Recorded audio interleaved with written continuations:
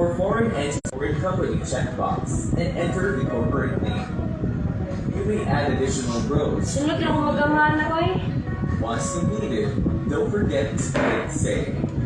Beneficial owners of non-stock corporations may provide percentage of total voting rights, if any. Other categories. For categories B to I, providing ownership or voting rights percentage only if applicable. Please remember that beneficial owner may fall under multiple categories, and all applicable categories must be disclosed. Once all required fields are complete, click Submit. An attestation clause will then appear, confirming that the information you provided is true, correct, and complete. Tick the checkbox to indicate your agreement and click Submit to proceed with the application. After submission, a verified through email modal will be displayed. This will inform you that your beneficial ownership declaration is intended to be submitted and must be authenticated through the eSAP to complete the filing. A confirmation email containing the authentication link will be sent to your registered email address. Please check your inbox, including your spam or junk folder, and follow the instructions provided. Once authentication is completed, please allow up to 5 to 10 minutes for the application status to be updated. You may proceed with the GIS submission only after the status changes to completed. If you do not intend to submit the GIS, you may exit the system. Next, open your company's registered email address. Locate the SEC email and click the authentication link provided. This will redirect you to the eSAP where you will authenticate your submission. After successful authentication, allow up to 5 to 10 minutes for the status to refresh. To view the application, click the SEC registration number. If you wish to download a selected beneficial ownership declaration form, click the download button located on the right side of the screen. Please note that the form can only be downloaded once it has been authenticated. Alternatively, clicking the SEC registration number will open a web view of the beneficial ownership declaration form. From there, click the download form button at the top right corner of the dashboard to begin your download. And that's it! You have successfully submitted your beneficial ownership declaration through Harbor. Please note that Harbor is integrated with the SEC's electronic filing and submission tool, or eFAST, so filers may also access and link their beneficial ownership submissions through the eFAST filing process. If there are any changes in your corporation's beneficial ownership information, you may update your submission by filing an amendment through the amendment tutorial available through this link or QR code. Through Harbor, corporations are no longer required to resubmit the same beneficial ownership information each year if there are no changes. Instead, filers only need to revalidate previously submitted information. This applies only to corporations that file their GIS through eFAST.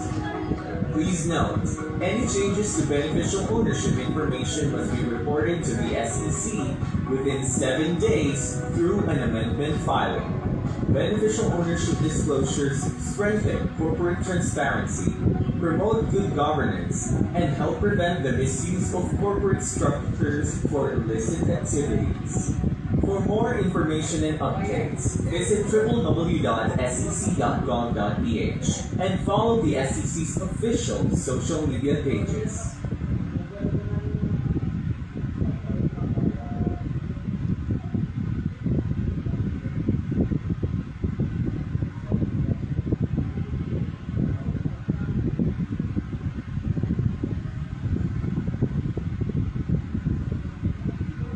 Ayan. Attorney Daniel? Okay po, meron po ba tayong additional insights? Thank you. Okay na po. Thank you. Okay, so with that, let's give Attorney Daniel a virtual round of applause. Okay, maraming salamat po for your questions. We will address them later sa ating question and answer portion. So please, if you have any questions, kindly send them sa ating chat box. Alright? And we will read them mamaya, or we will address them during, once again, our open forum. Alright? So, with that, let us now proceed to our next topic. Okay? By the way, you are free to take health breaks, okay, in between the topics. Kasi baka mamaya may naghihintay ng break. So, since we are working sa ating mga office, or some of us are working from home, you are free to take health breaks. Okay? Now, on to our next topic. Our next resource speaker is currently the Chief Counsel in the Anti-Money Laundering Division of the Enforcement and Investor Protection Department. She manages 2 teams of the division, which monitors, supervises, and oversees NPO's compliance with the MC25 series of 2019 and the Financial Investigation and Special Operations Team, which focuses on prosecution and investigation of securities regulation code violations and money laundering. She is a graduate of Lyceum of the Philippines with a degree in Bachelor of Arts, major in Legal Studies, now Legal Management. She obtained her law degree at the Philippine Law School and passed the bar in 2022. Ladies and gentlemen, to discuss SEC Memorandum Circular Number 25, Series of 2019, the 2019 NPO Guidelines, Attorney Shaila Joyce Bellarmino. Let's give her a round of applause. Thank you, Sir Dustin, and good afternoon again to all our participants. Medyo fully seated tayong lahat ngayon. Full pack yung ating webinar. I am, again, Attorney Shai from the Anti-Money Laundering Division, and today my discussion will be focusing on Memorandum Circular Number 25, Series of 2019, which is the 2019 NPO Guidelines. But before I proceed with the presentation, this guidelines is set for revision or amendment this year, as obviously this is a 7-year-old circular and it needed a lot of updating. A lot has changed in the past 7 years, and our guidelines should be keeping up with these changes. And we hope that once our exposure draft is ready, we could get the support of our NPO sector by participating in this amendment through your comments. So we'll be considering everything, don't worry about it. So I would like, let's put on my slides.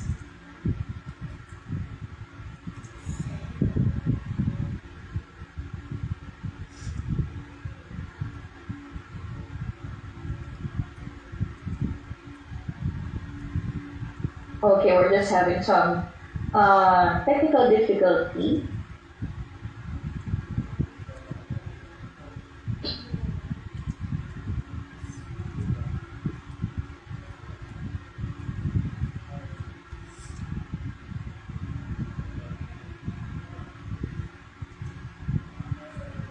Thank you, Anne. Let's go to slide number 2.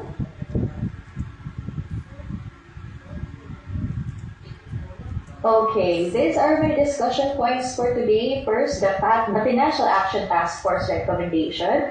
For those who are not familiar with the Financial Action Task Force and what they do, I will be briefly introducing them to you and later provide a short update on what we have done so far with these recommendations. Second, the SEC NPOs. We reviewed the questions that you have submitted during registration, and we are more than happy to provide you the data concept behind NPOs and patent-defined NPOs and why it is important that we know which organizations fall under this definition. Third, of course, the provisions of the MC25 series of 2019. Fourth, the mandatory disclosure forms, and 5, next steps. Next slide, please. Okay, so sino ba itong Financial Action Task Force na ito? The Financial Action Task Force is an international standardizing body which came up with 40 recommendations on how jurisdictions can better protect themselves from exposure, threats, and vulnerabilities to money laundering, terrorism financing, and proliferation financing. And these 40 recommendations, Recommendation 8 specifically addresses the non-profit organizations. As mentioned earlier by Attorney Daniel, the Philippines was placed in FATF list back in 2021, which meant that the country was under close monitoring and increased supervision by the Financial Action Task Force. Luckily, through the collective efforts of the government and the private sector, we finally exited the gray list last year. And what's in it for us now that we are out of the gray list? This renders lower remittance costs and the cost of doing business with Philippine entities, and this increases investor confidence on our economy. It's like proving to the world that we have adequate, sufficient, and proportionate measures in place to combat money laundering and terrorism financing. Next slide, please. But of course, the work is not yet done. By 2027, less than 10 months actually, the Philippines will once again undergo this mutual evaluation. This time, we have to prove two things. First, that the country or the Philippines,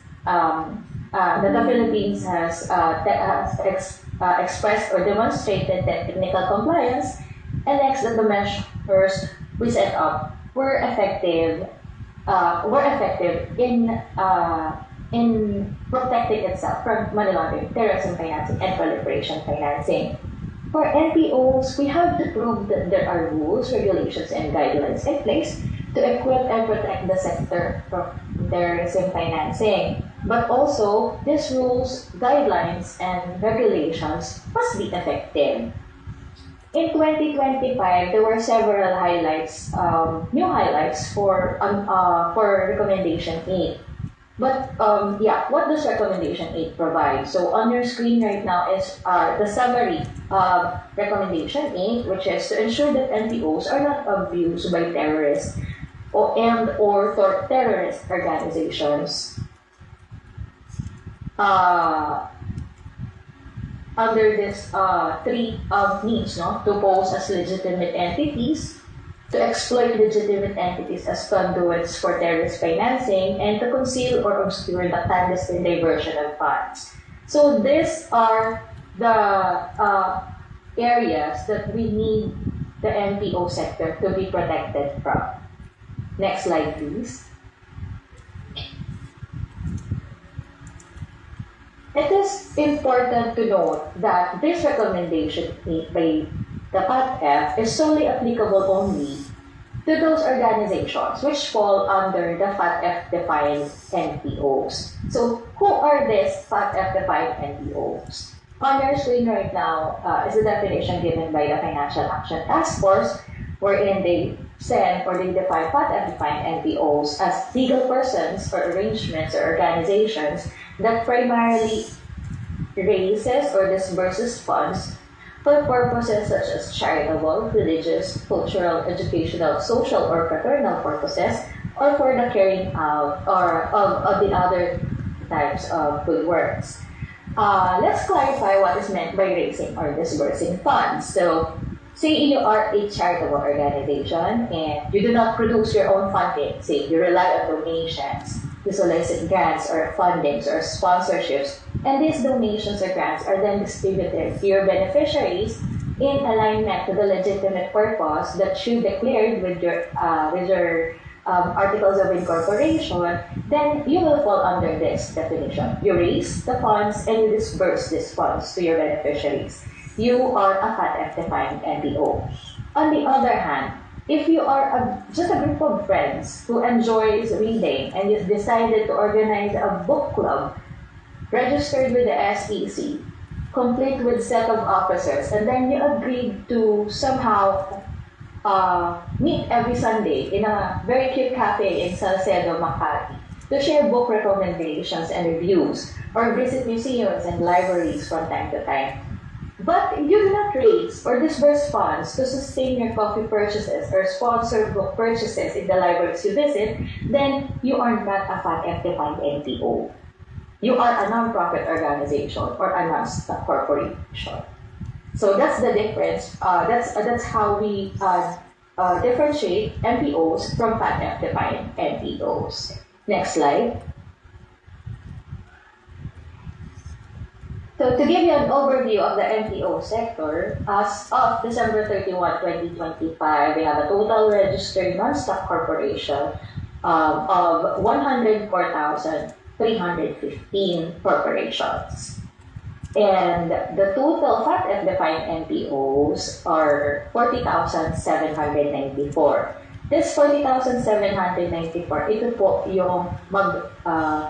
ito yung mga nagre-raise and nagdi-disperse ng funds for purposes as stated earlier, yung charitable, religious, educational, social, cultural, and fraternal, and other types of good works.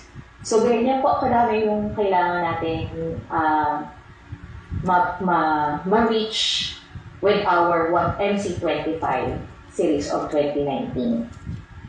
And currently, we are collecting information and data on the sector, which we will be reporting to the Financial Action Task Force by next year as part of the mutual evaluation process. Next slide. So what are jurisdictions supposed to do to ensure compliance with Recommendation 8? First, there must be an enhanced understanding of the terrorism financing risk. This will be a big factor in the next evaluation since the FATF wants to know if the programs and policies in place are understood by the sector and that they have a good grasp of what terrorism financing is and its risk. Second, identify emerging trends. As mentioned, this is a 7-year-old MPO guidelines. We'll be revising it soon, and we will be incorporating their guidelines on, say, for example, crypto asset donations, financial education and inclusivity, and beneficial ownership, along some other matters. No? And third, strengthen jurisdiction's capacity to respond by refining risk assessments. We already published, actually the AMLC have already published the National Risk Assessment that we conducted last year.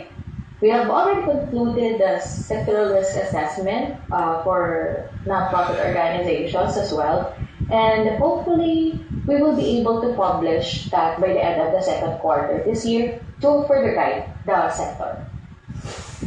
Fourth, to equip the private sector and civil society actors, we also plan to conduct workshops, online and offline examinations or audit of nonprofit organizations, roll out seminars, focus group discussions with the private sector to solicit their support in the amendment of the MC25 and the submission of the mandatory disclosure form. All of these are already in the works, but we cannot do this alone. Again, we need the support of the sector and your active participation so that we can do better in the next evaluation. Next slide. All these measures that we have mentioned earlier are geared towards one goal, to address the risk of terrorism financing. But we have to understand what is terrorism financing. There are two definitions. Actually, they're interrelated, but one is coming from the comprehensive update on terrorist financing risk, which is shown in our screen right now. Terrorism financing is the financing of terrorist acts and of individual terrorists and terrorist organizations. Second is defined under our own law, which is the Terrorism Financing Prevention and Suppression Act of 2012, wherein it says that terrorism financing is the act committed by any person, directly or indirectly, willfully and without lawful excuse, possesses, provides, collects, or uses, or funds or makes available property, funds, or financial service, or other related services by any means to carry out or facilitate the commission of any terrorist act.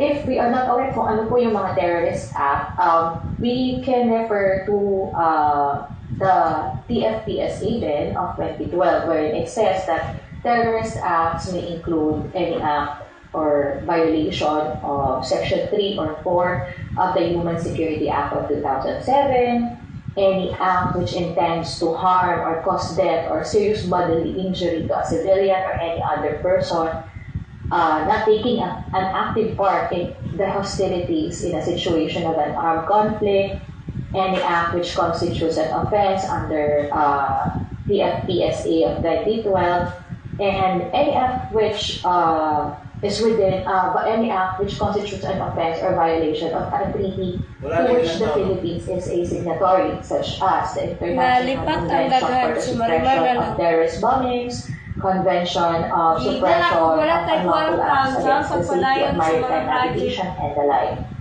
Ito naman po ay Dayon na na may mga laws dito sa Pilipinas which you can find through online materials. Reply man ganina. We can just Pero refer to kani it jud later on. No? importante. So let's proceed with the next slide. Now that we are aware or we have knowledge kung ano po itong terrorism financing risk, let's see what are the factors influencing the nature of terrorist financing risk. So in a Financial Action Task Force report entitled Comprehensive Update on Terrorist Financing Risk, they enumerated the factors influencing the nature of PF risk, and they are the following: territorial control, proximity to or involvement in armed conflicts, access to or control over natural resources, weak governance, high levels of corruption and other crimes, porous borders, operating in the context of informal, unregulated, and cash-based economic activities, state sponsorship of terrorism and free trade zones. Mubayad pa rin ko. The reason that terrorism financing is included in my discussion is based on recommendation 8 that the sector must have a clear understanding of what terrorism financing is, and for the sector to understand as well why we have guidelines in place for the NPOs specifically in order for them to protect themselves and prevent the risk of terrorism financing to affect the sector or the organization itself. So let's continue with next slide. So Sila rin ang in order to man. address the TF risk, we came up with Memorandum Circular number 25 Gap answer man sila ka sa 2018. gikan. So O mag-renew ba or mag-apply. Mutong the naibalan purpose nga. is to have to Ang for the Mindanao NPOs to to have a Barzapra. guide in crafting internal controls within the organization to address this risk and to protect for the NPOs to protect themselves from exposure to abuse and misuse by terrorists and terrorist organizations. It also allowed the SEC to get to know more the sector, their needs, the strengths of the sector, their numbers, and the level of understanding of the NPOs Uban yan, on terrorism friend. financing. Next slide. So on your screen right now are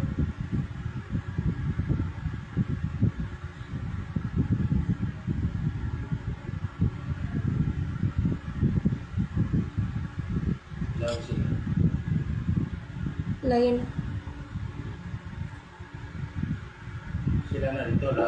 Oh, ayan. Attorney, yes. momentarily nawala po kayo. Nawala lang po kayo ng konti. Nakat lang siguro yung video nyo. Oh, okay. Saan po, na-capture naman po ba hanggang saan? Na-capture. Pintano. Ayan po, yung beginning po nitong slide na to. Dito. Okay po. Sige po. So yes, on your screens are the measures suggested or recommended by the circular to focus on to equip your organization. And we will be discussing this very, very briefly one by one. The other percent of the circular is quite lengthy, so we will go through it in a nutshell. Next slide, please. So first, on risk-based measures. To understand the risk of terrorism finance, we conducted a sectoral risk assessment, which was included in the National Risk Assessment. Actually, PCNC is very active in participating during the National Risk Assessment. Kasama namin si Sir Felix during the rights shops para sa National Risk Assessment. we discussed the threats, the vulnerabilities, and the measures to mitigate them. Example, based on our risk assessment, most NPOs or most NPOs are still using cash as means to transfer funds. Kumbaga parang instead of going through the financial institutions, they still use the hand-to-hand transmittal or in-person abutan ng cash, no? So, there should be a proportionate measure for this. And what we should do is that we must have programs in place to inform the sector that it is safer if the funds will be transferred from your donor to the organization to your beneficiaries by going through a legitimate financial institution such as bank. Or there is a guidance on the publication of the status, finances, expenses for projects and activities of your organization. Advice pa nga is to have this published online on your websites and Facebook or social media pages. But they said that they are raising funds. So there's a disconnect because you will ask, where did the funds that you raised went? There were grants given, but there were no projects. So some say it did not push through because of the COVID pandemic, but without any information available to the public, it could lead to allegations or assumptions that they are be trusted, and it must. And once the sector is trusted or transparent, it attracts grants and developmental partners in a clean, credible, reputable sector is something that we can be proud of, and at the same time, it makes the Philippines or it makes the country appear as if, it makes the country less vulnerable to not only corruption but money laundering, terrorism financing, and proliferation financing. So, that's why transparency is one of the points or one of the measures that we have to consider in crafting our internal controls or operational manuals as a non-profit organization. However, we are also aware that publication of this information might also attract a number of people on the internet who could steal this information and use it for illegal means. So we advise that this measure be exercised with caution. Okay, next slide.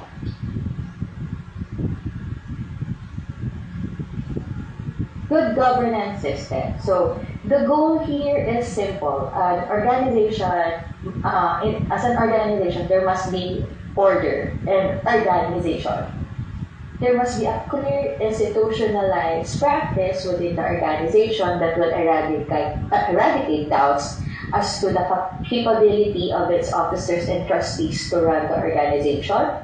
Proper research or character background inquiries were conducted prior to partnering up with an individual or another organization. There must also be adequate internal liquidation and audit processes to determine if the funds raised were properly dispersed and utilized as intended, and that compliance requirements with regulatory or supervisory government agencies are complied. This puts the organization in a very good standing. Next, please. Next slide, please. Next is the internal audit system. This is oftentimes confused with the external audit, but they have their differences. In external audits, most of the matters taken up are financial matters. That is why it is done by an external auditor who must be a certified public accountant. In an internal audit system, as provided in our circular, there are two ways to establish it. So first is to have an appointed person, responsible official, or officer of the corporation with audit experience, or to establish an audit committee. The audit committee, for the audit committee, we recommend that there must be at least 3 trustees with accounting and or finance background and audit experience. And what is covered by an internal audit system? So on your screens right now, it's more of oversight, review of internal audit plan, alignment with the external auditor, review reports and financial statements, coordinate, monitor, and facilitate compliance. So usually the questions are the projects still aligned with the purpose of the organization? Is there a need to review or revise the organization's operational manual? Do you have sufficient controls for disbursement of funds to beneficiaries and its liquidation? And other similar matters. So, ganun po yung internal audit system natin. We do not encourage the sector to hire new people to conduct their internal audit system, as long as you can have a responsible person to conduct the internal audit with audit experience, or you may establish an audit committee with the following requirements. Next slide. Next slide. Okay, so next recommendation for our NPOs is compliance to regulatory and supervisory government agency requirements. No? So, mapapansin niyo po on your screens, these are mostly from the SEC. So, of course, minimum compliance requirements of the SEC. Ano ba to? Submission of your GIS, submission of your AFS or FS, and yung bago natin, yung Memorandum Circular number 28, hindi pa po included dyan, but ito yung declaration of the official email address and telephone number of the corporation, and then conduct of mandatory background checks of officers and trustees, audit by the Commission and NPOs, establishment of internal audit system, and sustained outreach programs. So, isasama po natin yan sa revision or amendment of the circular na part of the compliance is to have your MC28 filed and your beneficial ownership information through Harbor. Speaking of sustained outreach programs, next slide please. For the sustained outreach programs, the SEC conducts full year round of webinars for you, and these are mostly free. You may check our website, our Facebook, and other social media pages for announcement, outreach programs, and capacity building programs for its members. So, ang dami kong nakita dun sa kanilang website, no? So, you may participate and at least one officer, one member, or one trustee. They may also conduct naman echo sessions and in-house outreach programs. So, this would be very good for internally for the NPOs to share the information or the knowledge earned by the attending member or officer. Yes po, kailangan po natin mag-attend ng sustained outreach programs. Next slide please. Okay. Under the prevention and preventive measures, there's a lengthy discussion by the circular on politically exposed person. Let me just clarify that politically exposed persons are not prohibited from joining or organizing non-profit organizations. It's just that we need more measures in place when we are dealing with politically exposed persons. But first, who are these politically exposed persons? So, they are individuals who are or have been entrusted with a prominent public position or function in, say, for example, the Philippines with substantial authority over policy, operations, or the use or allocation of government-owned resources. Those who have been entrusted with public prominent position or function in a foreign state or an international organization. Again, PEPs are not disqualified from joining the organizations like NPOs. Our circular does not expressly prohibit that, but rather it is a gentle reminder that NPOs must take extra measures in dealing with PEPs. Let me cite the reason why. So, years back, we're all aware of what happened in the Napoles issue, wherein this individual registered or established several foundations, non-stock corporations, and followed on quite the amount of money which are from grants from PEPs actually. So in order to prevent the similar incident, this provision under our memorandum circular is in place. Okay, so to prevent similar things from happening, we have this particular measure for that. So what do we do? Next slide, please. For domestic PEPs, yung mga local politicians natin, take reasonable, the NPO must take reasonable measure to determine whether or not yung kanilang donor or member is a politically exposed person. And in cases where there is a higher risk relationship, it would be best to consult or obtain senior management approval before maintaining relationships and institute reasonable measures to ensure NPOs funds are disbursed to beneficiaries. Next, for foreign PEPs naman, medyo mas maraming measures in place now because it encourages or it recommends the establishment of a risk management system to determine whether the PEP is whether the person or the donor is a PEP, obtain senior management approval before establishing relationship, establish source of wealth and funds of the PEP donors, enhance monitoring on the relationship, and institute reasonable measures to ensure NPO funds are dispersed to beneficiaries. And why is this important?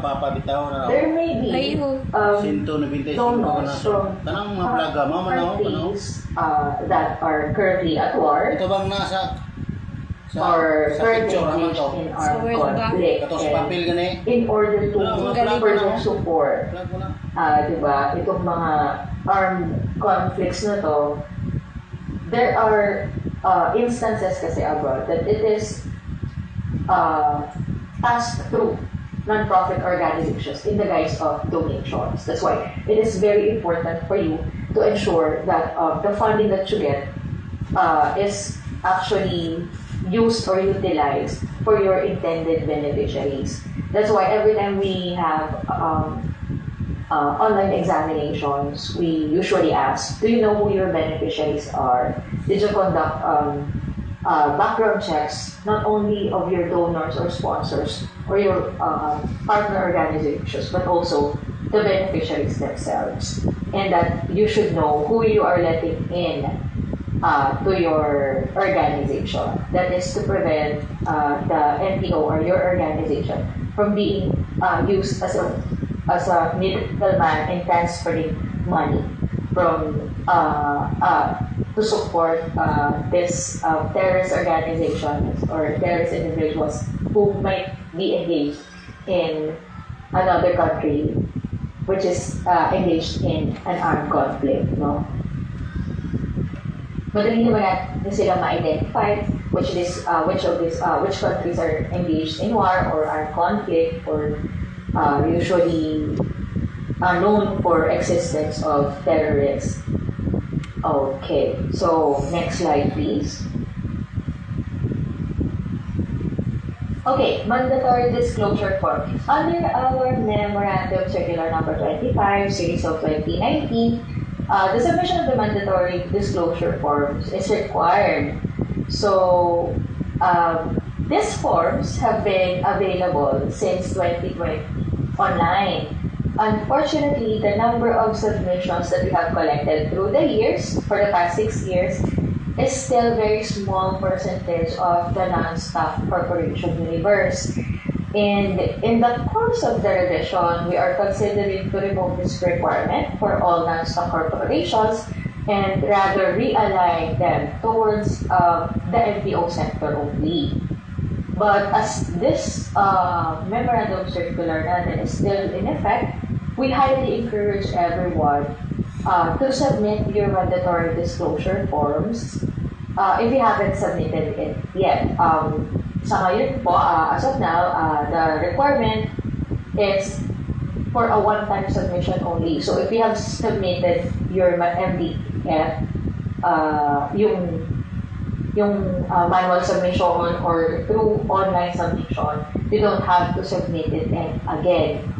But we are looking to a new system of submitting this, but we will only be requiring it sa NPOs na lang po, not the whole non-stock corporation. So that's the idea. And of course, we will be getting your comments or inputs on the matter. And it will not be as lengthy as it is right now. But again, this is still in effect, so we highly encourage everyone pa din to submit your mandatory disclosure forms.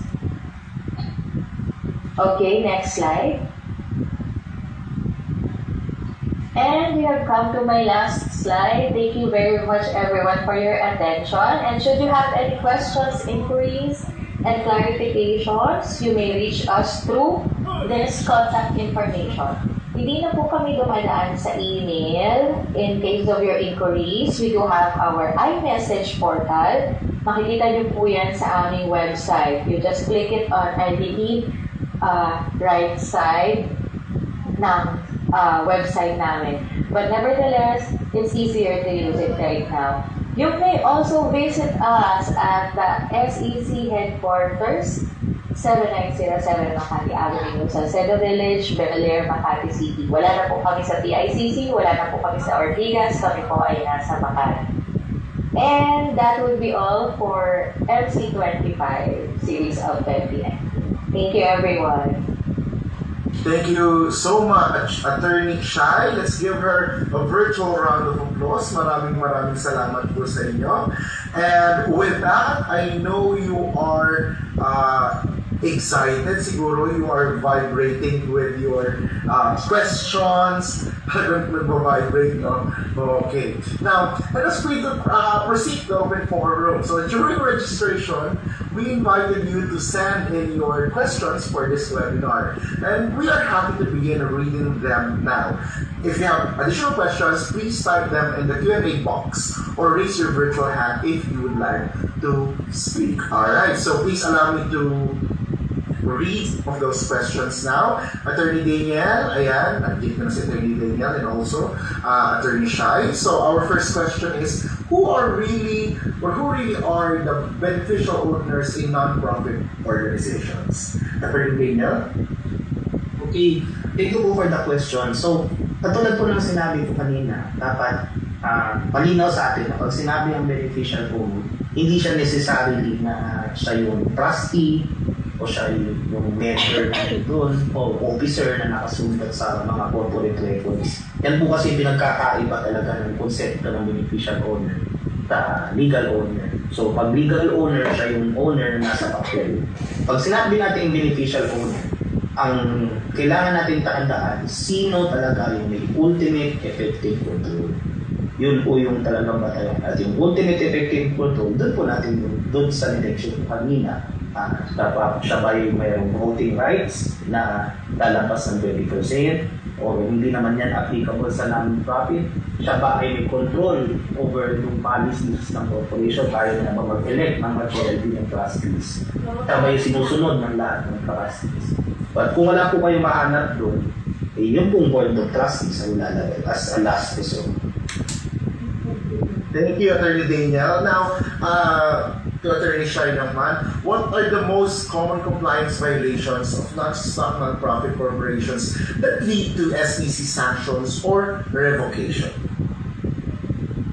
Thank you, sir, and thank you for the question. Over the years that we have conducted online and offline examination of the sector, the most common would be their failure to submit the general information sheet and their financial statements. Let us be very clear with the requirement. No? Yung general information sheet is required for all corporations. Ibig sabihin, whether you are stop, non-stop, you are required to submit your general information sheet, which is submitted every year.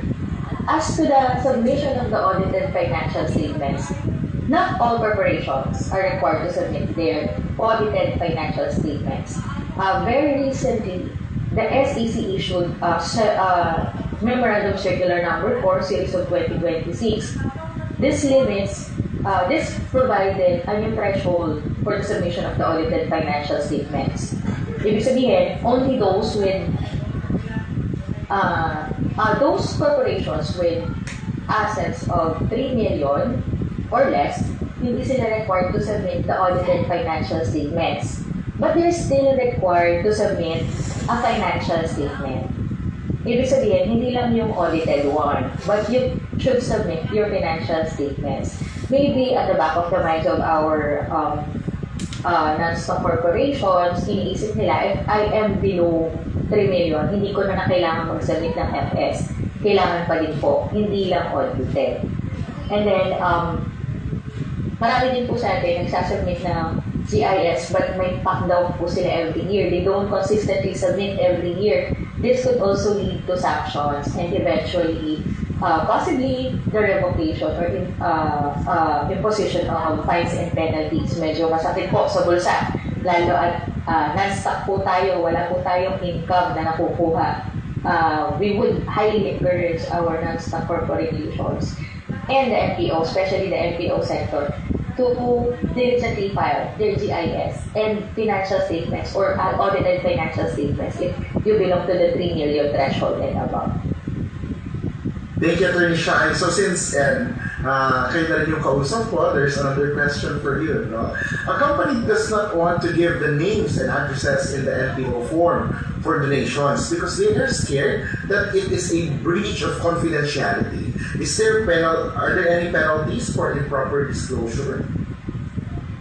Okay, let's clarify this once again. Anonymous donations are not prohibited. Okay, we are familiar with how non-stock or non-profit organizations raise and disburses their funds. They needed donations to keep going with their programs. Sabi nga ni Atty. Daniel, yung hindi na-reach ng gobyerno, itong mga NPOs ang katuwang natin sa pag-reach out sa kanila. So it's very important that you have to sustain your funding. Hindi po tayo nagpe-penalize for improper disclosure ng donors. Ang sinasabi lang po natin is, if they don't want to give the names and address, hindi naman po kailangan na sabihin na ipe-penalize kapag hindi nila clear. Ang idea po is ganito. They should disclose their names in the form in order for the NPO to know kung sino ang nagbigay. But we can tell them or we can ask them, is it okay to publish your name for acknowledgement or recognition? If they don't want, it's okay. This is why we encourage our nonprofit organization to go through financial institutions. Bakit? They have KYCs. So, kapag nagpadala ka ng pera, nagtanggap ka ng pera, lagi silang may form na pipirmahan. And the NPOs or the organization, kasi they trace the money trail through statements, bank statements, and bank records. Kasi sa kanila naman pupunta ito, sila din ay maglalabas ng pera. Laging may record si bangko. Kahit kaya natin itong balik-balikan, itong mga records nito. Again, we do not prohibit anonymous donations. Pwede po kayong tumanggap ng anonymous donations. You just have to ask if it is okay for them to publish their names for recognition or acknowledgement. And if not naman, okay lang po yun. As long as the NPO or the organization can trace the source and is well aware of the source of funds kung PEP ang magdodonate sa kanila. Thank you, Attorney Shai. Okay, so hopefully ma-clear yung or na-clarify yung question na yun. So anonymous donations are not prohibited. Yes, thank you so much, Attorney Shai. Now, let's go to you, Attorney Daniel. No? Okay, so some of us, siguro yung mga participants natin dito is hindi naabutan yung topic na about harbor, okay, or how to register beneficial ownership. So, I know that we have already discussed this earlier, but siguro, Attorney Daniel, just to give you, or let's say, to provide our participants, short description, or let's say, harbor or beneficial ownership in a nutshell. Okay, so the question is, what is harbor and how to register beneficial ownership? So, yan lang po. Para lang sa mga siguro hindi naka-abot during your Okay po. So yung harbor, pag sinabi niyo pong harbor, yan po yung system, bagong system sa SEC na nilaunch lang in January 30, kung saan nagde-declare na ng beneficial owner. Noon po, kung kayo po yung nagsasabit ng GIS, diba, maalala ninyo na nasa last page po ng GIS, yung beneficial ownership form. So, mano-mano nyo pong inaalala yun dun sa GIS, either i-lingkod nyo, o noong panahon na wala kang online submission, at pinapay pa yan sa SEC, susulat nyo na sangkapay. Diba? Ngayon, yung pag-submit ng data nung nandun sa 10th page na yun, online na through yung hardware. Yan yung hierarchical, applicable relations, and beneficial ownership registry. Yan yung acronym po ng hardware. So basically, ang gagawin nila po, ito po, naka-embed na rin naman po siya doon sa filing or electronic filing ng submission tool. So kung meron na po kayong experience na mag-upload ng GIS, kapag submit or upload na ng GIS, idadala na kayo doon sa harbor na yun. So after ninyo makapag-declare ng beneficial owner, next year na magpa-file ulit kayo ng GIS ninyo, i-confirm nyo na lang yun. Hindi nyo na kailangan i-type pa ulit. Okay, thank you so much, Attorney Daniel. Now, okay, since kausap ko na rin kayo, no? Mayroon po bang required minimum and maximum number of beneficial owners for non-stock, especially membership organization? Okay, wala po. Wala pong required na minimum, pero definitely, kung susundan nyo po yung ating policy, never po magkakaroon ng isang company na walang beneficial owner. So at least one, if not more than one. Kasi bakit po nasabi yun? Katulad na sabi ko kanina, di ba, kung wala kang mahanap mula category A hanggang H, kailangan mag-declare ka ng Board of Trustees mo. So definitely, at the end of the day, meron kang mag-declare na isa o dalawa na doon sa beneficial owner. So wala pong limit. Pero at least one. Thank you so much. And with that, meron po bang deadline sa pag-file ng BOD? So, ito po, actually, dito na nga natin inayos yung ating sistema. Ang kailangan ninyong tandaan, tatlo pong bagay kailangan ninyong tandaan. Una, and marami po doon, kung kayo'y nagpa-file naman on time ng GIS ninyo, hindi nyo na rin kailangan masyadong intindihin pa. Una, kapag bagong registered yung kumpanya ninyo. Kapag register ninyo doon sa aming online portal na bubukas kayo ng kumpanya, tatanungin na kayo nun kung sino yung beneficial owner nyo. So, hindi na rin magiging problema yun. Kasi along the process, makakapag-file na kayo. Yung sunod na date na kailangan ng tandaan is yung pag nag-file po kayo ng general information sheet nyo. Katulad nga po ng sinabi namin, yung system, naka-design na siya na kapag nag-file ka ng GIS ko, i-declare mo na rin yung beneficial owner mo. So kapag nakapag-submit ka ng BO, ay nakapag-submit ka ng general information sheet, compliant ka na rin doon sa beneficial ownership requirement mo. Ano na lang yung isa pa ang kailangan tandaan is kung meron man throughout the year or any time na nagpalit yung beneficial owner nito, yun within 7 days na nagkaroon ng palit, kailangan nyo kung i-declare yun sa harbor system. I-declare nyo yung bagong beneficial owners din.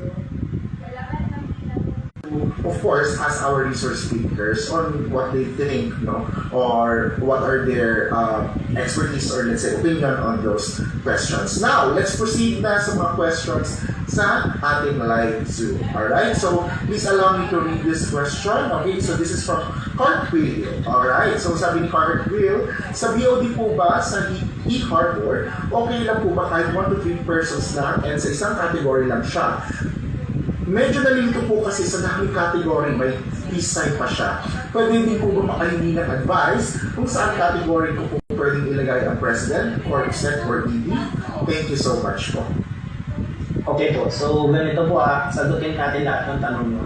Kung pwede bang 1, 2, 3 lang ang dideclare nyo po? Opo, katulad po na nasabi ko kanina, di po kasi ang malamang na lalabas na hindi po sumali.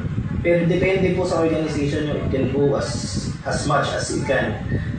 Yun po ay depende sa pag-identify ninyo kung sino yung papasok dun sa mga categories. Ngayon po, sabi medyo complicated kasi ang dami ng categories eh. Ganito po yung technique na i-recommend namin sa inyo. Diba meron siyang categories? Kung titignan nyo nga po yung dating GIS, naka-table yun. Tingnan nyo na lang po kung sino yung mga papasok dun sa mga categories na yun. Tapos yun na po yung i-lista ninyo doon sa harbor. So para kapag na-identify nyo na sino lahat ng beneficial owner, isa-isayin nyo na lang silang i-upload or lalagay doon sa harbor system. Thank you, Attorney Daniel. Okay, so let's proceed to the next question. Once lang po ba mag-arbor or harbor? Sorry, harbor ako ng arbor, no? Parang meaning lang natin damit. Once lang po ba mag-harbor or every year din, hindi mag-harbor kahit there are no changes? Yun po, ito po ang bagong improvement natin sa system dahil nga po online nyo na siyang sinasubmit. Kapag nakapag-declare na kayo sa harbor kung sino yung beneficial owner, the next time na magsasubmit kayo ng bagong GIS, magpa-flash po yun sa inyo. Tatanungin po ito pa rin po ba yung beneficial owner. Kung siya sila po rin po, edi sasabihin na lang, oo, yes, verify nyo pa lang, re-verify na rin. Hindi na kailangan na ulitin yung proseso. So, essentially, or technically, parang one time lang kayo nag-submit, i-verify nyo lang po. Thank you, Attorney Daniel. Now, this goes to the two of you, no? So, either one of you pwede pong sumagot to this question. Paano if corporate secretary siya din ang beneficial owner? Is that allowed? Pwede po ba yun?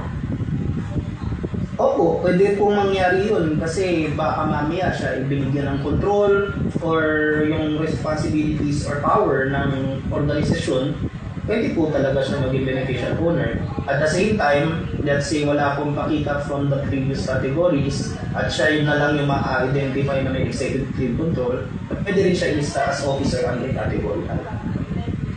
Thank you, Attorney Daniel. Now, is Harbor connected to EFAS? If I have EFAS access, same din po ba siya ng access? Or is that access can be used for Harbor? Okay, sagutin ko po. Yung EFAS po, naka-design siya na kapag nag-submit ka ng GIS doon, nade-diretso ka sa harbor. So, medyo technical term kasi yung EFAS account tsaka yung harbor account. Pero yun po yung pagka-design ng system. Kapag nag-EFAS ka, kapag submit mo ng GIS, nade-diretso ka sa harbor. Thank you, Attorney. Now, we have another question here, okay? So, I am actively reading your comments or your mga questions, alright? So, for the next question here, for 2025 and 2026, GIS with accomplished BO sheet filed before the effectivity of the harbor. The corporations need to accomplish the beneficial owner in the harbor during the 2026 or the accomplishment will be in 2027. Okay, ganito po. Let's unahin muna natin ang 2025. So I assume yung 2025 is already due. Nagsabit na kayo ng GIS, tapos nandun na yung BO page, wala na pa sa hardware. So kung kapag nakapag-submit na po kayo noon, kasi ngayon po, dahil nilaunch natin yun ng January 30, meron pong nirelease na notice yung SEC na tatanggapin niya pa yung old form. So kapag nakapag-submit ka na ng old form, and nandun na siya sa system, nandun naman yung BO mo sa last page, okay na po yun. it is as if nakapag-submit ka na ng compliant ka na for the year. As to 2026, ang tanong po kasi dyan is kailan ka ba kailangan mag-submit? Kung kunyari, kailangan ka mag-submit before May 15, o dahil kasi yun to yung transition period at ginamit ninyo yung old form, eh di katulad ng sinabi ko kanina, nakapag-submit ka na rin yung requirement mo for the year. Pero let's say end of the year ka pa po magsasubmit for yung 2026 kasi yung members meeting ninyo or if yung stock corporation is stockholders meeting, let's say September pa. So after September pa yung talagang deadline mo nun. Yun po, magagamit ka na ng Arbor system. So long story short, kapag nakapag-submit ka na ngayon for 2025 and 2026, okay na po yun. Thank you so much, Attorney Daniel. Okay, now let's have Attorney Shai for this next question. Ano po? Alright, so the next question is, wala siya. I'm so sorry. How to know if our corporation already submitted MDF or mandatory disclosure form? Yes, they can inquire through our SecI message. They may send their inquiries through the SEC portal or through the SEC system. Very active yung ating NPO team sa pag-reply para makakomply din kaagad yung mga NPOs na wala pang mandatory disclosure po. So just send in your message po through the SecI message sa aming SEC website. And we'll let you know if the organization has already submitted their mandatory disclosure po. Thank you so much po, Attorney Shai. Okay, so let's proceed to the next question, also addressed to Attorney Shai. No? We have another question here. For the mandatory disclosure form, this was implemented in the time of pandemic and submitted via Google Form, and hard copy is submitted via LBC or other means due to travel restriction. How can we be sure na na-receive ni SEC yung mandatory disclosure form of namin? Thank you so much po. Yes po. Yung mga nag-submit po ng online, sa submitted via PDF, yung system kasi natin ngayon, you have to answer the Google Forms, and then once you receive your accomplished copy, print it, and then have it notarized, and send it via email. We will immediately acknowledge the submission, and this acknowledgement is as good as having your MDF stamp received by the SEC.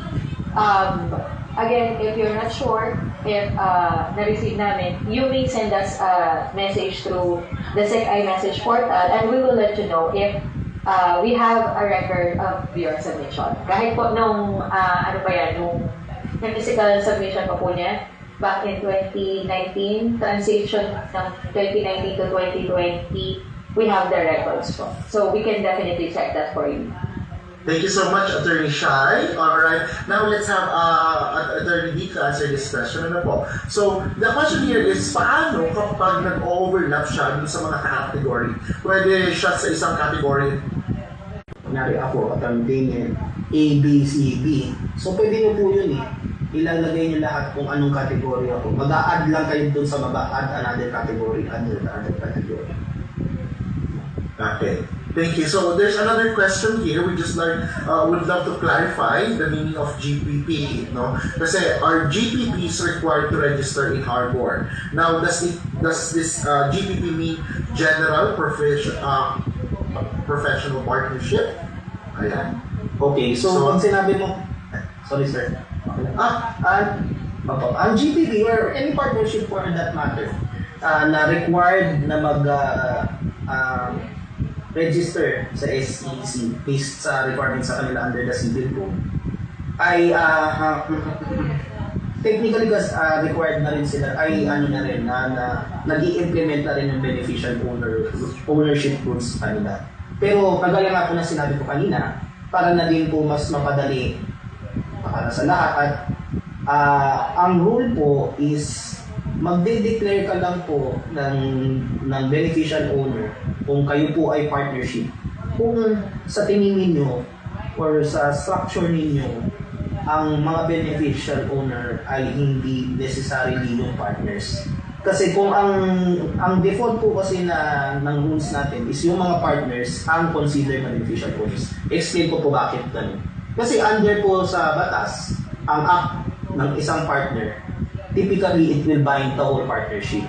So di ba ganun na po ang konsepto ng beneficial owner na meron kang control over the entity.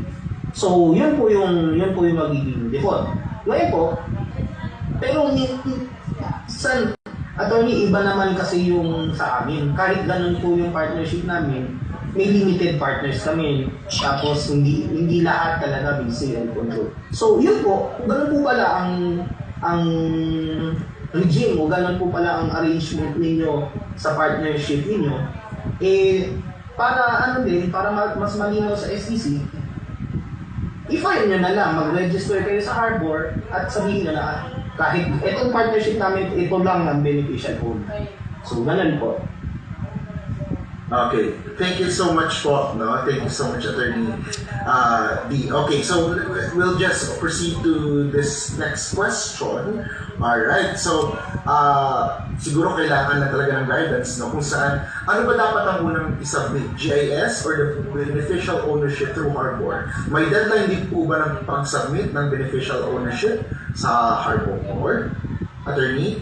Okay, so ganito po. Yung kahit hindi ka pa due, kahit hindi ka pa due mag-file ng GIS, pwede ka na mag-file sa Harbor. Iba nga, ang ginagawa nila, nagpa-file na sila sa Harbor kahit hindi pa sila due sa GIS nila. Kasi meron silang minsan, ito, example ng use is, sa iba, for example, sa public contract or sa PhilGES, hinihingan sila ng kopya ng beneficial ownership page nila. So, ang ginagawa nila, para maka-provide sila doon, nagpa-file na sila sa Harbor. And pwede pong tanggapin ng system yun, kahit hindi ka pa nagpa-file ng GIS. Magpa-file ka na through the Harbor system. Ano po yung magiging benefit nun? Paano kung nag-file ako sa, let's say today, nag-file ako ng Harbor, ng beneficial owner sa Harbor. Pero after 3 months pa ako magpa-file sa GIS.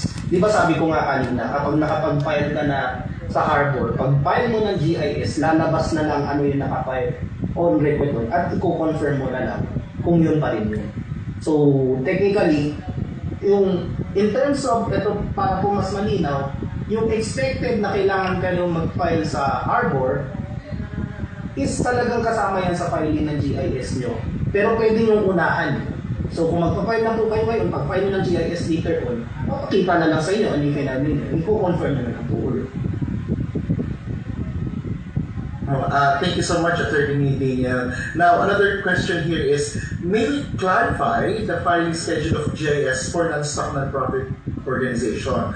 Our bylaws provide that our annual membership meeting is held on or before March 31 of the succeeding year, and we normally file our GIS 30 days period.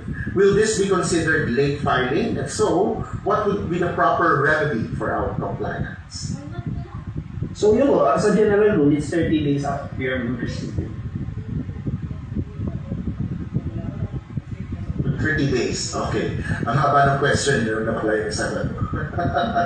Alright. So another question naman to Attorney Shai. Attorney Shai, ito marami rin mga nagtatanong. Regulated industries, kabilang dito yung insurance, banks and quasi-banks, publicly listed companies, government-owned and controlled corporations, or non-chartered government-owned and controlled corporations.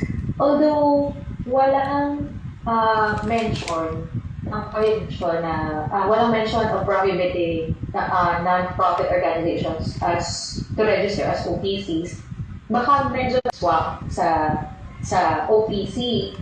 Pero para po mas maging sure tayo, we can send an inquiry to our company registration and monitoring department. Sila po kasi yung in charge sa pagre-register ng corporation. So, to be sure, we could send them an inquiry through the same platform din po sa iMessage natin or sa email address ng company registration sa aming website. Thank you, Attorney Shai. Alright. Now, let us proceed. Sorry. Yes, Attorney Lee? Opo, tsaka medyo mahirapan din kung maging NPO talaga ang OPC. Kasi babalik-balik po tayo sa definition na non-profit. Non-profit, hindi po nag-distribute ng dividends yan, hindi nag-dividends ng ano. So, yung OPC po kasi, yung setup niya may stockholder yan, or even though single stockholder talaga yun. So, yun po yung magiging complications. Pero din yun po, pwede po kayo mag-inquire sa CRA. Thank you, Attorney D. So since Attorney D, ikaw na yung sumagot, these questions are for you. Questions talaga, no? Marami. Okay. So, we filed GIS in 2025 in the old format with BO declaration on the last page included. If we are to file this year GIS new format without BO declaration, are we required to enroll in Harbor despite the fact that that there are no changes in our BO? Opo, so, okay, kung last year po nag-file nung code form, so, sorry, paano nga po ba yung nangyari doon? So, okay, ulitin ko ako, Attorney. Okay, so we filed GIS in 2025 using the old format with BO declaration the last page included. If we are to file this year the GIS in the new format, but without the BO declaration, are we required to enroll in Harbor despite the fact that there are no changes in our... Oo. So, ganito po kasi, Ma'am Chelsea, yung Harbor kasi natin, naka-design siya na kailangan meron kang BO declaration on record dun sa Harbor system para mag-trigger na yung mechanism na i-validate nyo na lang or i-confirm naman namin. So, let's say yung 2025 na sinabi ninyo na pinayin mo yung BO page, okay na yun for 2025. Pero for this year, 2026, ang ginamit na niya yung 2026 form, madidetect yun ng IFAS na walang BO page at dadali niya lang kayo sa Harbor.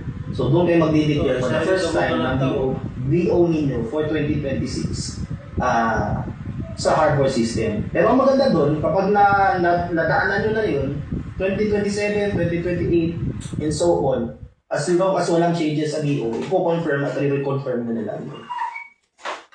Another question, Attorney Daniel, is that, okay, so hopefully, by the way, no, nasagot namin yung inyong katanungan. Nag-submit na ako ng GIS last week using 2020 version. Kailan po ako pwede mag-register sa Harbor? At pwede po kayo mag-register anytime. Kaya nga po, doon sa notice namin, sinabi namin na, okay, nag-submit ka to 2020 form, pero in-encourage pa rin namin kayo na mag-register na sa Harbor system. Bakit? Kasi may benefits eh. Di ba? Yun nga, hindi mo na kailangang send ulit, pwede mong downloadin yung BO page, pwede mong monitor yung submit. Kasi, yung system, although as much as would like to apologize na mayroon kayong pagdadaanan sa simula, kapag natapos nyo po yun, tuloy-tuloy na po kayo eh. So, yun po yung hopefully na matapos na natin and later on yung compliance na tuloy-tuloy na lang. Thank you, Attorney. Last question, I think, so far, no? May mga... Ang default po kasi na understanding nan is yung beneficial owner, yung single stockholder. Bakit? Kasi, di ba, kanina sabi ko, isang concept ng ultimate effective control is yung ownership interest. More than 20% nga yung ownership niya, 100% nga yung ownership niya. So, considered na talaga siyang beneficial owner. So, parang madaliin na lang sa mga one-person corporation, yun na yung default na understanding. Kapag ikaw yung single stockholder, ikaw na yung beneficial owner. Pero, apparently, iba pala yun. Paano kung apparently, tinabukas lang pala sa'yo yung OPC na yun? Iba talaga yung beneficial owner ng OPC. So, doon yung po i-declare sa Harbor na, na iba yung beneficial owner namin. Even though ako yung single stockholder, ito yung beneficial owner namin. Thank you, Attorney Daniel. Now, for the questions, okay, regarding EFAST and Harbor, ECQ, you may contact SEC at 14732 as you can see sa ating chat box or create a ticket through iMessage. So sabi nga ni Attorney Shai kanina, you are welcome to message or reach them through the iMessage. So it's imessage.sec.gov.ph or you may visit the SEC headquarters so that you may be personally assisted by their dedicated IT personnel at the second floor. So welcome naman po tayong bumisita no, sa SEC. Alright, so thank you very much po. Okay, so I think we have another question here. How is the beneficial ownership information amended or updated? And when is it required to be reported? Is the process as simple as filing? What are the penalties for failure to update it accordingly? Yung amended and updated po, doon po sa Harbor system, magla-login lang po kayo, file a new beneficial owner, tapos i-indicate nyo lang, merong option doon, change in beneficial owner. So, madedetect nyo na po yun sa Harbor system. As to penalties, ayun po, yung false disclosure and non-disclosure PO are considered severe penalties under the MC 15. Now, meron nang sabi kanina, baka pwede warning lang. Actually, wala po kasi yun sa memorandum circular. Pero, kasi ano din naman po, we send out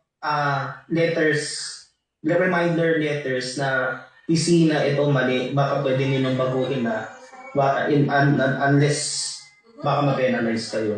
We do that. Pero sa dami po kasi ng corporation, hindi rin po kasi talaga mabimbantayan namin lahat yan. So, yan po yung ginagawa namin. And lalo-lalo na kung nag-figure in siya sa major controversy, hindi na po namin pwedeng mag-straight po kami sa mag-reminder letter. So, ito po, example lang, public action naman namin. May isang corporation na involved sa flood control scandal.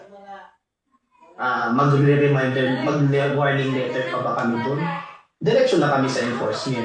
So, ganun po yung mga magiging repercussion. Pero, ayun po, as a practice ng aming division, pag may nakita kami na, baka nagkamali siya dito, we send out warning or reminder letters, for that matter, letters of deficiencies, ang tawag, to inform baka mag-amend na po kayo. Thank you, Attorney Daniel. Okay, and thank you, Attorney Joyce. Now, if you want to ask more questions, of course, bukas pa rin po ang ating open forum or ating question and answer portion. Alright, so if you have, if you want to directly ask our resource speakers, please keep it, of course, respectful. Alright, and please, relax lang tayo because we have time, no? Our allotted time is until 5 p.m. So baka yung iba is tatampo o kasi baka namamadali sila or something like that. But we'd like to keep this question and answer portion direct, di ba, mga attorney? Alright, so if you would like to ask our resource speakers, directly, you may raise your hand and you may unmute yourself. Okay. Do we have more questions sa ating chat box? Ayan, so there's another one here from Ms. Maria Rosario Lopez for SEC. If an NPO requests for a certificate of no derogatory information, will it also include compliances to the MDF and NPO forms? Yes, to answer the question, yes, included po dito whether or not the NPO has submitted their mandatory disclosure forms. We have shared databases po ng list of corporations or organizations which have submitted their mandatory disclosure forms. Hindi po kami yung nag-i-issue ng certificate of non-derogatory information, but we get inquiries, say for example, your name, the organization's name is not part of the database. The company registration would actually ask us if it does not really appear in the database. Nag-verify pa din po sila. Same with the corporate governance and finance department. They all have, all the operating departments of the SEC, including our extension offices, has access to the said database. Kaya kasama po sila sa kino-consider when it comes to certificate of non-derogatory information. Thank you, Attorney Shai. So before tayo mag-proceed sa next question, I think it is directed to you, Attorney Shai, no? So there's just a question to the MC, talagang naka-address, no? Kay MC. Though, yes, the Zoom session will be available for later watching. We will send you a recording of this webinar, okay? If you will be able to later. Okay po? So, before the webinar ends, we will share the QR code and then the link kung saan pwede nyo masagutan si evaluation form, and after that, after receiving the email that you have used during the evaluation, we will send that email the materials, so the slides, the recording, alright, of this webinar. So, thank you po. Now, Attorney Shai, if ever po na a non-stock corporation received a huge amount of penalty, is there any chances of remedies po na mababaan ng penalty? In general, hindi po kami nag-i-impose. Hindi po kasi sa department namin to imposition ng penalty, no? Kasi wala naman kaming malaking pinipenalize sa pagkakatanda ko sa division namin. Under the anti-money laundering division, of course, we have to impose penalties for those violations, say, for example, of Memorandum Circular Number 15, Series of 2025, yung BO Declaration. Yes, we do impose penalties, but you will be given your day to explain or to justify or state your reasons why hindi ka nakakomply. There are considerations, but hindi po natin ilalagay dito yan dahil baka paulit-ulit na gamitin. Ito po ay discretionary at based on your explanation and, syempre, presentation of proof. Due process pa rin po tayo. Sa mandatory disclosure form po, ito na nga po, we do understand the structure of our non-profit organizations. Wala po kasi silang income. Napakahirap sa non-profit sector to produce a funding to pay for their penalties. Matagal na po nakasuspend yung imposition ng penalty ng failure to file your mandatory disclosure forms. But we may not be as lenient as before dahil magbabago na po tayo ng tinatahak na goals for 2027. Again, there must be technical compliance and effectiveness. So, na-encourage ko na naman po kayo kanina to submit your mandatory disclosure forms as soon as possible. As to the big penalties na hindi po ini-impose sa amin, but for compliance siguro, say for example, imposed by the Company Registration and Monitoring Department, kung talaga po kayo ay may violations, kung kayo po ay talagang may missed compliance, kung ano po yung assessment sa inyo, yun na po yun. But we encourage you to discuss this with the Company Registration and Monitoring Department para sila po ang mag-clarify sa inyo kung ano yung violations at ma-explain sa inyo kung bakit umabot sa ganong kalaki or ganong amount yung penalties na imposed sa inyo. Si Attorney Daniel pala. Opo. So, in addition lang po doon sa penalties po, lalo na doon sa MC 25. Kung katulad na nasabi ni Atty. Shai, di ba yung requirement po noon as early as 2019, di ba? If I'm not mistaken, 2019 ba, Atty. Shai? Or kailan nga yan? Yung MDF submission? MDF submission 2020. 2020. As early as 2020, nandun tapos nakasulat pa mga 30 days lang after noon yung kailangan makapag-submit na. Actually, sobrang na-extend po yung requirement na yun. Hanggang ngayon, even to a fact na hanggang ngayon, pwede pa rin kayo mag-submit kung hindi pa kayo nakakapag-submit.